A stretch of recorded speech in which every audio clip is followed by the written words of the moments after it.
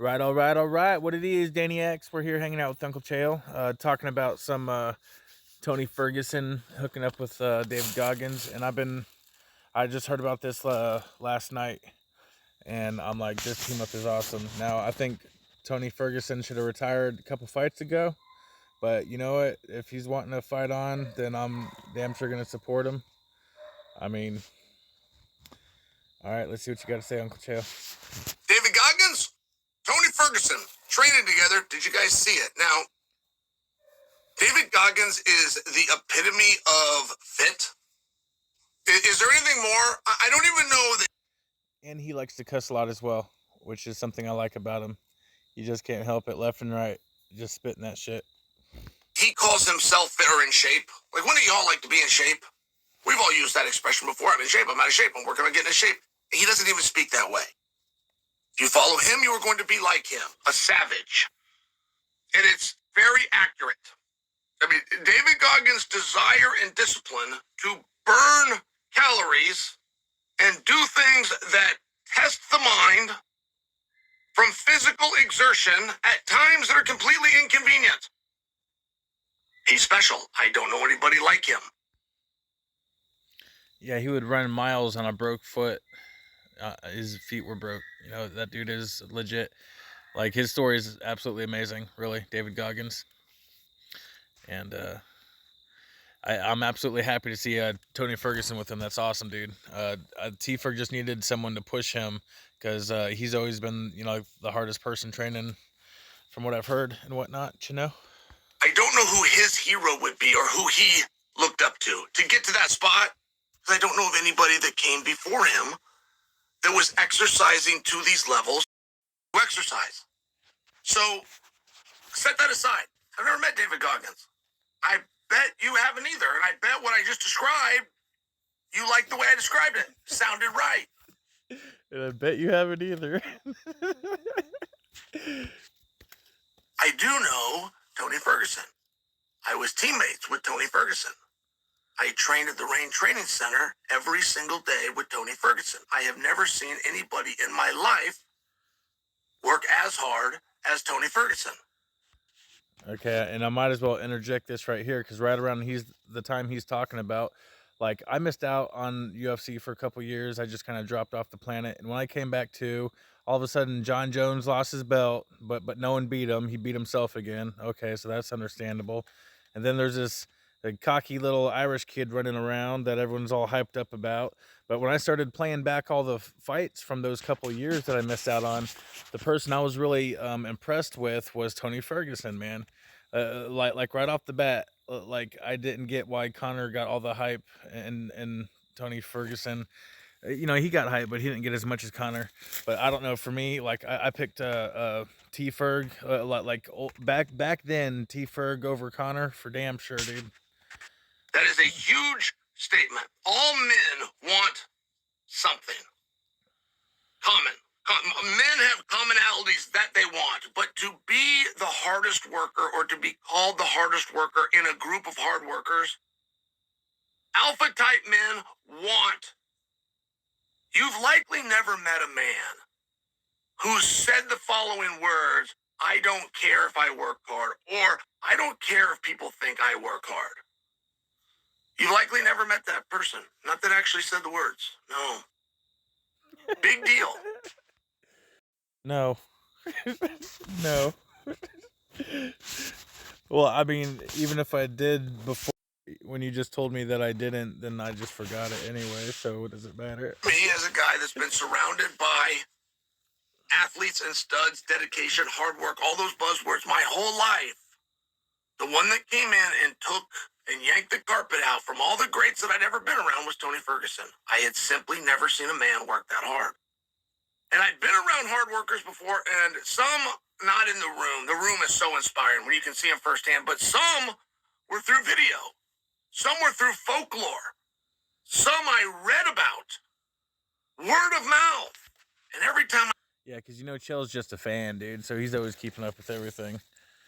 Like, and back in the day, like, shit was different than what it is right now. Like, seriously, um, You did not have the internet with everything coming out all the time like it is right now. You only had a couple shows a year, one a month if you were lucky. But that was after a couple years. It was only one every couple months there for a little bit.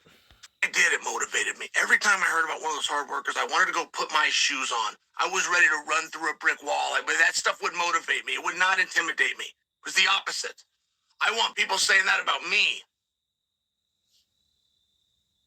Until I was confronted with joining my teammate right next to me.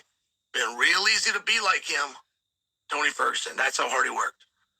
When I saw other hard work, I thought, okay, that's what I need to do. When I read about the guys that were doing what I wanted to achieve, I think, okay, that's what I need to do. That's what it takes to step levels. I would take it home. I would make a presentation to my father. That came with the time that he needed to be off work to get me somewhere, to be part of these workouts, or it came. Must have been nice to have two parents. I'm just saying. A lot of broken homes out there. With a financial element. Ask where he was going to try to get the money so I could go get whatever the apparatus was, until I saw the training of. It did not motivate me. It was a very different internal conversation. Chael, if that's what it takes, you need to find something else to do. Couldn't keep up with him. That was the opposite of motivation. If that's what it takes, then fuck that shit. It wasn't just me. The Range Training Center was a who's who. And there was days where Mark Munoz, who owned the facility, would turn the lights out on Tony. Think of like a warehouse. You probably only see him on TV. Home, bro. But lots of commercials where they hit the thing, goes, boom, that makes a noise, and then all the lights go out. That's what our training room was like. It was this massive warehouse. And the only one in there would be Tony, and you could hear him. You could hear him if he was on the bag, or you could hear if he was jumping rope. You could hear the echo. It'd be the only one in there. And Mark Munoz would see him. He'd already told him to go home. He already told him it was over. Because there's only so much you can do before you start getting diminishing return. Right? Where you take an iron on top of iron, right? Like, that's what makes a really sharp blade. But if you keep on going, that's what makes something really dull. It's a very fine line. So Mark Munoz, not serving as building owner or as the guy that was going to get the electricity bill and couldn't justify an entire warehouse for one guy, it had nothing to do with that. It was his coach saying, you've done enough, stop. He turned the light out. And that didn't always run Tony out of the room. Sometimes you could still hear of the rope, and sometimes you could still hear on the bag. But this is how you had to deal with it. And I bring that to you because Tony is now with David Goggins. And David Goggins is inspiring him. He's pushing him. He's working hard. And RDA weighed in on it. RDA weighed in on Twitter and said, no, stop. Stop. I don't like these workouts. You are showing, as Tony's vomiting, but not stopping. You are showing a proof of toughness. You are showing a grit and ability to turn down. To be a world-class athlete and to be pushed physically to the point that you even would, it's a loss of the control of your body. But to be put in that spot would be very, very rare. To be any kind of a person and be able to push through that is not an excuse. I will not default back to being 5 years old, to calling my mom and going home because I threw up. The throw up was the ultimate one, right? Like, they didn't have to put the thing down your right, they take your temperature. They didn't have to see if you were hot. They didn't need to check your appetite or just flat out ask you how you're going. Yeah, absolutely. The puke, you do a puke, you're gone. That was the no questions asked. But I mean, I don't know. I hate puking. Some kids would just like make themselves puke. I don't roll like that. I ain't puking unless if I even gotta puke, I fight that shit. I fight it. You threw up, game's over. You'd like to go home, go home. You didn't do your homework last night, but you threw it. You were sick. You like to take the day off school. You were sick. Throw up trumps everything. When you find a guy that will do that and push through, you now have a really tough guy. RDA didn't like it. Why? What about that doesn't seem great? Because I agreed with RDA, but I'm having a hard time with the word, so I want him to find them. Why, RDA? But I'm having a hard time with the word, so you go to RDA? You know you're gonna have to come up with the damn words. RDA ain't gonna give it to you. I asked him on Twitter. I said, champ, I see what you see. I'm feeling what you're feeling.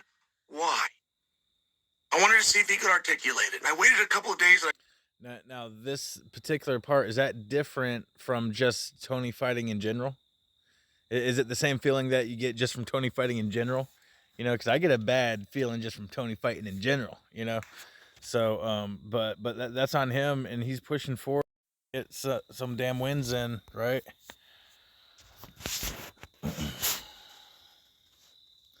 I'm damn him. I'll tell you that.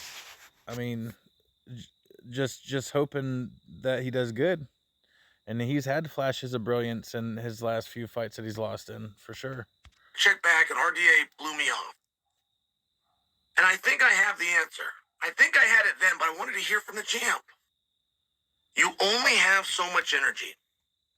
And in workouts, we're going to condense it out into one day. And the veterans, the Tony Fergusons of the sport, when you start to enter that very rare air, a guy approaching 40, but he's still taking on guys that were just as young, he's still doing the same thing. And to go out there and compete with those guys that are closer to 20 than they are 40, it requires the same kind of training that you used to do when you were half your age. And the point that I'm trying to make is when you only have so much energy, where you put it is extreme. Yeah, and this right here, what Chill's about to get into, if you've watched him for a while, you will know that this is the biggest lesson that he's learned in his career, and probably linked with the biggest regret is all the time he spent, you know, doing cardio, this, that, or the other, working on things that aren't directly applicable to the what you're doing in the cage. So he's about to get into that. Extremely relevant. If you're going to push yourself to the point of exhaustion, if you're going to push yourself that you're allowed to go beyond exhaustion, with throwing up being the middle ground, throwing up being the point that represents exhaustion, but the clock now representing how far beyond that can you go. If you're willing to do that, what would happen if you put that in areas that are directly going to correlate to the sport that you're preparing for? That was RDA's point, and I see it the same way. I don't question Tony Ferguson or Goggins. Yeah, they should absolutely be like totally, instead of squats, miles of squats, they need to be doing miles of triangle defenses. I question the amount of time they spent doing that. One of the best athletes of my existence on this earth is a man named Les Gutchison. He was also the strongest. He was also amongst the best athletes. He was the fastest. He was in better shape than everybody. He was stronger than everybody. And he won more gold medals than anybody I had ever met. Hell yeah. And he told me words that I always will remember because nobody's ever told me the words before. It had to do with your morning workout, which is your weight training. The morning workout is the one that's on your own. You can have a partner, but it means you set it up. The afternoon training is the one that the coaches and or the gym and or the team assigns and everybody gets together. The morning workout's on your own. And he told me in a morning workout, which should be strength and or conditioning based, that workout should not be more than 45 minutes. And in no situation, no matter how much you drag that day, should you be in there 60 minutes. That you must force yourself. He never said you need to do less reps, you need to do less squats, less intervals. He said you got to do them harder and faster. You got to be able to get in and higher intensity. Bang, bang. Where's Julian Lane up in this bitch? get out in the morning. 45 minutes of work. The other 15 is cool up, stretch, cool down, hi, hello to somebody you might see along the way. And I just thought that it was very interesting. I was 19 years old when Les told me that. I could go for hours and hours and hours. I had no idea what he was saying, but then I became 29 years old. And then certainly at 39 years old, closer to where Tony is at, you've got so much energy, and that's all that you have. He's better having met Goggins. He is better as an athlete. He's in better shape. He's better. This is positive. I am not giving that a hard time, but I do like RDA's point that if you're going to be doing... I do love the team up, though. I love that team up. That's one of them epic team ups. Right up there with who was it? Hamzat and Darren Till, but they broke up or tried to do a quiet little breakup. And then there was John Jones and Yuri there for a little bit. It didn't long, but it was good while it lasted. Them two need to get back together. That was great. John Jones and Yuri Prohaska. Yeah, man. Like, some of these great team ups rolling. those types of things, to do things that are going to translate into the octagon. There is no stair stepper in the octagon. Just to try to prove my point. Excellent advice, though. Excellent. I mean, I know from our sport that where we got to jump rope and jump rope and jump rope and jump rope. I get it. I got in the legs and you're light on your feet. I understand all of those things. I will not be judged on jumping, and there will never be a rope. There is so much time that we waste in this sport doing things to mimic and resemble the sport, but they really don't mimic and they really don't resemble it. There will never be a bar with play. Yeah, it's just like kind of grandfathered in practices or whatever, you know? On it where I got to move that in any which set direction, but hours and hours in a week, people will be spent doing that. And I think that this is what RDA is talking about. I think that RDA had a tip of the hat to the dedication, to the discipline, to the fact that Tony humbled himself to go find someone else. And when he found that great guru with the answer, he didn't find an easy one that wanted to tell people I went. Way better than Josh Fabia. Way better than that guy. Tony went out and got him a solid guru right there. Tony, he found a savage.